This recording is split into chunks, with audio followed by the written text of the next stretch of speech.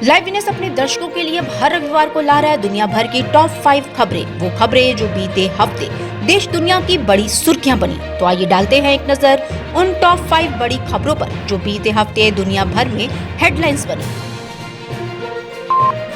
Britain की महारानी Elizabeth द्वितीय 6 फरवरी को 70 वर्षों तक शासन करने वाली पहली ब्रिटिश शासक बन जाएंगी। पिता जॉर्ज 6 की मौत के बाद आज ही के दिन एलिजाबेथ द्वितीय ने ग्रेट ब्रिटेन के सिंहासन की बागडोर को अपने हाथ में लिया था।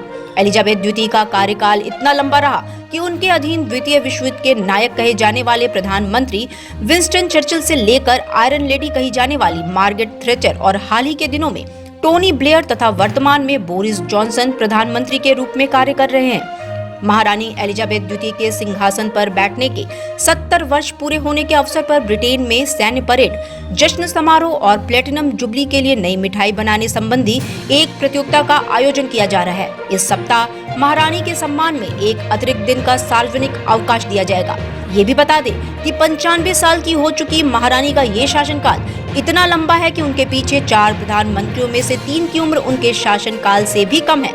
हाल ही में महारानी के पति Prince Philip Duke of Edinburgh का निधन हो गया है।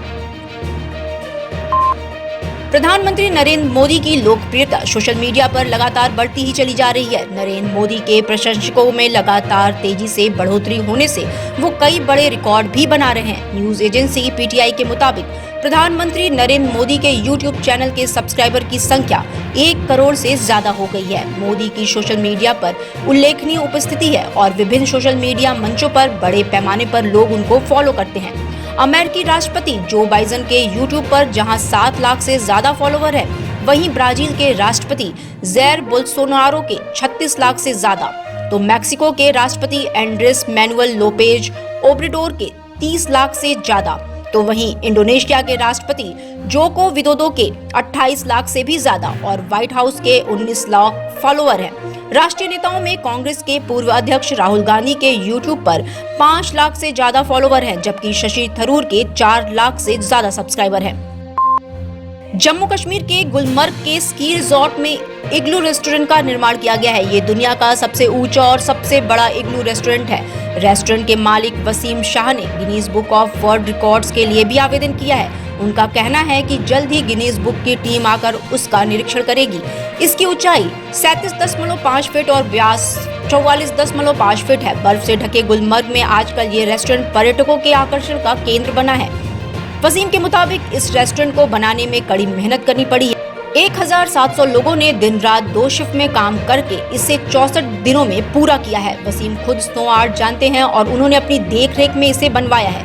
वसीम ने बताया कि दुनिया का सबसे बड़ा इग्लू 2016 में स्विट्जरलैंड में बनाया गया था। इसकी ऊंचाई 33.8 फीट और व्यास 42.4 फीट था, जबकि इस इग्लू की ऊंचाई और व्यास उससे कहीं अधिक है। प्रधानमंत्री नरेंद्र मोदी ने बीते शनिवार को शमशाबाद में 11वीं शताब्दी के भक्ति संत श्री रामानुजाचार्य की स्मृति में 216 फीट ऊंची प्रतिमा स्टैचू ऑफ इक्विलिटी का अनावरण किया। इस मौके पर प्रधानमंत्री ने कहा कि जगत गुरु श्री रामानुजाचार्य जी की इस भव्य विशाल मूर्ति के जरिए भारत मानवीय ऊर्जा और प्रेरणाओं को मूर्त रूप दे रहा है। रामानुजाचार्य जी की ये प्रतिमा उनके ज्ञान, वैराग्य और आदर्शों का प्रतीक है। स्टैचू ऑफ इक्विलिटी से युवाओं का उत्साह बढ़ेगा। उन्होंने कहा कि भारत एक ऐसा देश है जिसके मनीषियों ने ज्ञान को खंडन मंडन, स्वीकृति अस्वीकृति से ऊपर उठकर देखा है। हमारे यहाँ अद्वैत भी है, द्वैत भी है। इन द्वैत अद्वैत को समाहित करते हुए श्री रामानुजाचार्य जी का विशिष्टता द्वैत भी है। उन्होंने कहा कि रामानुजाचार्य जी के ज्ञान की एक अलग भव्यता है। साधारण दृष्टि से जो विचार परस्पर विरोधाभासी लगते हैं, उन्हें रामानुजाचार्य जी बड़ी सहजता से एक सूत्र में पिरो देते हैं। आखिर जिसका डर था वो ही हुआ। भारत ने अपने सबसे अमूल्य रत्न को खो दिया। कोरोना की कर्कश आवाज भारत की स्वर कोकिला को लील गई। रविवार सुबह सुर साम्राज्ञी लता मंगेशकर कोरोना से जंग हार कर दुनिया को अलविदा कह गई। उन्होंने मुंबई के ब्रीच कैंडी अस्पताल में आखिरी सांस ली। लता जी के निधन पर 2 दिन के राष्ट्रीय शोक की घोषणा की गई है। 92 साल की लता जी की कोरोना रिपोर्ट 8 जनवरी को पॉजिटिव आई थी, जिसके बाद उन्हें तुरंत अस्पताल में भर्ती कराया गया था। उन्होंने कोरोना और निमोनिया दोनों से 29 दिन तक एक साथ जंग लड़ी।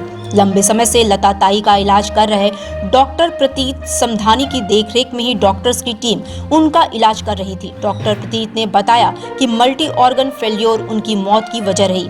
स्वर कोकिला, दीदी और ताई जैसे नामों से लोकप्रिय लता जी के निधन से पूरे देश में शोक की लहर है। फैंस उनके ठीक होने की दुआएं कर रहे थे, लेकिन आज इस बुरी खबर ने करोड़ों संगीत प्रेमियों का दिल तोड़ दिया। सैकड़ों कालजयी गानों को अपनी आवाज देने वाली लता जी आज अनंत यात्रा पर चली गईं।